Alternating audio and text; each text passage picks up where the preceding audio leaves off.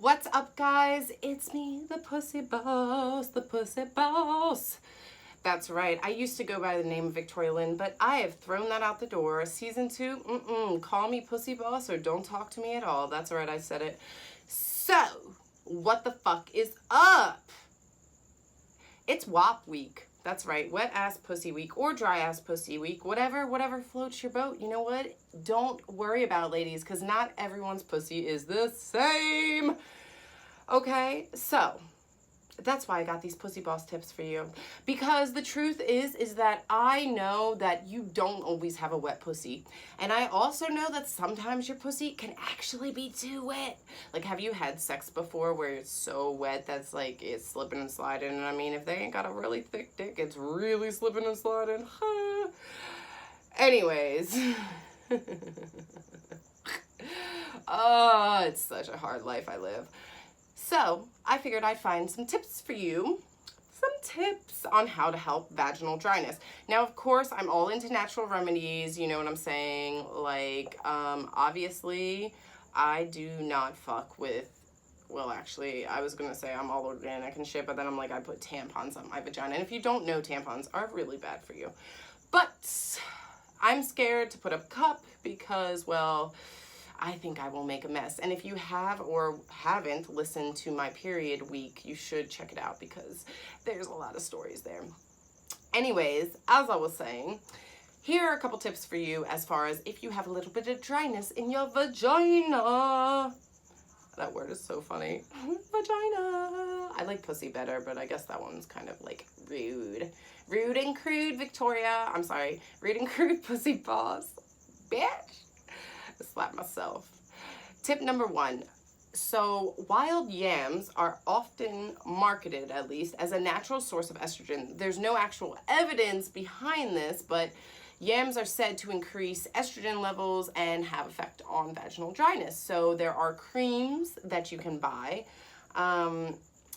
I'm not sure if I'd want to put a cream on my vagina. Well, I guess you put a cream when you have a rash, right? Not that I'm saying I've had a rash on my vagina, but anyways, there's tons of creams out there. There's creams for other stuff, I think, too. I don't know. I don't know. I've never had herpes, but I'm assuming it's a cream. So, I'm not sure if I'd want to put a cream on it. I would prefer something that I could take orally, if you know what I'm saying, but sure, yeah, wild yam creams. I mean, I guess you could eat wild yams too. That might help it. You know, maybe you'll get a little bit of wet. I think actually in the episode of Grace and Frankie on Netflix, yep, that shows the shit. I believe they created their own lubricant because women in menopause actually have problems with dryness. Which sucks, but I mean, honestly, with lubricant, like the last thing I'm worried about is dryness. And honestly, I seem to talk to a lot of women who are like 40 plus and they're fucking horny as shit. I mean, obviously I'm only in my 30s, so I'm still telling you what I know as of right now. Oops, I just threw the butt plug on me. But yeah, I definitely think I've gotten hornier as I've gotten older, but I wonder what I'm gonna be like when I'm 40 or 50. If I don't have a guy that can keep up, well, I guess I'm just gonna get a pool boy then. Whatever. I'll tell my husband, or I don't even know if I'm gonna get married. Anyways, back to what I was talking about, vaginal dryness. So, tip number 2, I found this thing that I'm gonna say wrong, black cohosh. Sounds like cooch. At least to me it does. So this is a plant commonly used in herbal medicine for the relief of menopausal symptoms. Ooh, that was a loud noise. I'm not sure what that was. It is a member of the buttercup family. It has a long history of use in the treatment of arthritis and muscle pain. So, I mean, technically, you could not only use that for vaginal dryness, but maybe you can also try it out for when you have cramps. If you're in menopause, obviously that doesn't matter anymore. But for someone who's younger, who's trying to find natural remedies, and has cramps and doesn't have menopause, you could use that.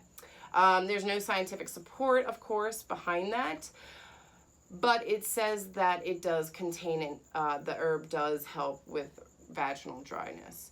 It's funny how none of these have any support behind it. I would think it'd be pretty easy to test a cream and an herb on vaginal dryness. I feel like nobody cares. Well, honestly, I'll be honest, one of the things about WAP, why I did this like week anyways, is I just feel like it's not like good to have a wet pussy, like to be able to say like, yeah, my pussy wet, like it's so vulgar, right? But I mean, my pussy wet, like so what? It's wet wet. Wet wet. Hashtag that's wet. Anyways. So then I came across one last natural remedy, which really, really interests me. And again, probably gonna say it wrong.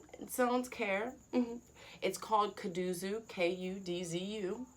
It's a Chinese remedy, and it actually, what I found so interesting about it, so it contains estrogen-like compounds that are supposed to help with various health benefits. Okay, but what was so interesting is, listen to what it can help with. Alcoholism, menopausal symptoms, diabetes, common cold, and fever.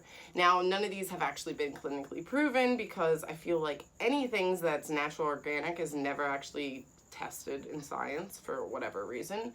But I found that to be very interesting. And they did do one published study in 2003 where they took 127 postmenopausal women aged 50 to 65.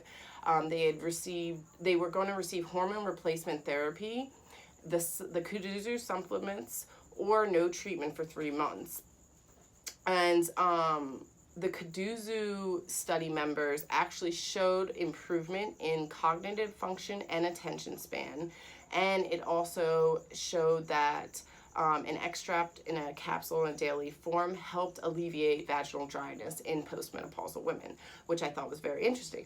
But I also felt there's another one. I also thought that was very interesting was about the alcohol, because I know a lot of people struggle with alcohol and alcoholism.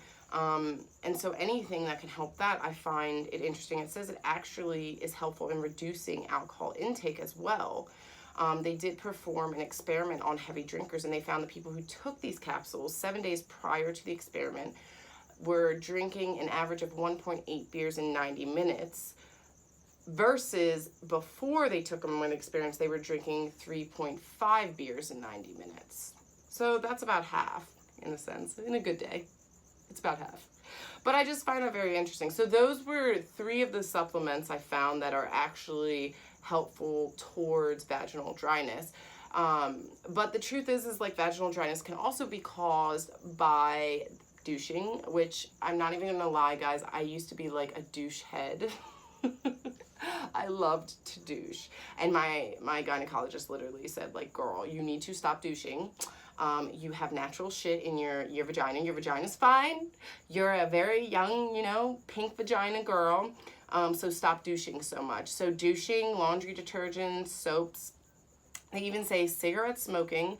Thank goodness they didn't say blunt smoking, because that would have been a problem for me. Tampons, which I told you, they do contain bleach in them, so know what you're sticking up your pussy.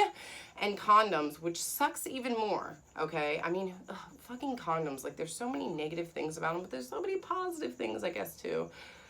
I hate condoms, and honestly, I feel like everybody hates condoms, but that's a whole nother topic. So, those are your Pooseboss tips today for vaginal dryness. Damn, it's like I can't say vaginal dryness. Vaginal dryness. I hope, ladies, gents, everybody, I hope that these tips get you to a wet-ass pussy, get that WAP going, blop, blop, blop. Put it up and down like Cardi B and Meg Thee Stallion. And until then, or until next time, shall I say, this is the Pooseboss signing off. And ladies and gents, because I know you got one too, remember to make sure to keep patting that puss.